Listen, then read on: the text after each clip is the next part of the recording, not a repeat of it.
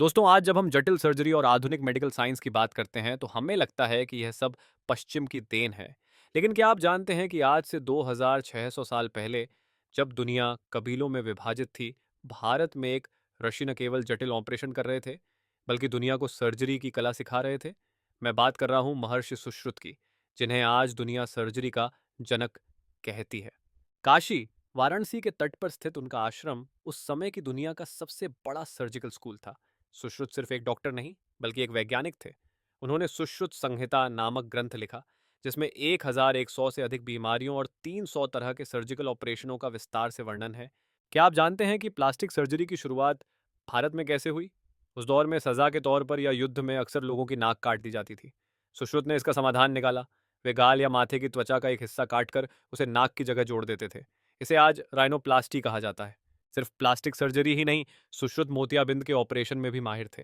वे एक विशेष मुड़ी हुई सुई का उपयोग करते थे, जिससे वे आंखों के लेंस के धुंधलेपन को हटा देते थे। दुनिया भर के डॉक्टर हैरान थे कि बिना आधुनिक एनेस्थीसिया के वे इतने सटीक ऑपरेशन कैसे कर लेते थे। हैरानी की बात तो यह है कि उन्होंने 121 से ज्यादा सर्जिकल औजारों का आविष्कार किया था। इनमें से कई औजार आज के आधुनिक सर्जिकल स्कैल्पल और चिमटों से मिलते जुलते हैं। वे सिखाते थे कि एक सर्जन के हाथ इतने स्थिर होने चाहिए कि वे मोम पर भी चीरा लगा सकें और पानी में तैरते फल को भी काट सकें। सुश्रुत अपने शिष्यों को इंसानी शरीर रचना सिखाने के लिए ककड़ी, तरबूज और मोम के पुतलों पर अभ्यास करवाते थे। उनका मानना था कि एक अच्छा डॉक्टर वही है जो किताबी ज्ञान के साथ साथ प्रैक्टिकल अनुभव में भी निपुण हो। उन्होंने सर्जिकल एथिक्स यानी नैतिकता पर भी जोर दिया। उनका कहना था कि डॉक्टर का पहला धर्म मरीज की जान बचाना और उसके दर्द को कम करना है, चाहे वह दोस्त हो या दुश्मन। समय के साथ सुश्रुत का ज्ञान अरब देशों से होता हुआ यूरोप पहुंचा। उनकी तकनीकों ने आधुनिक चिकित्सा पद्धति की नींव रखी।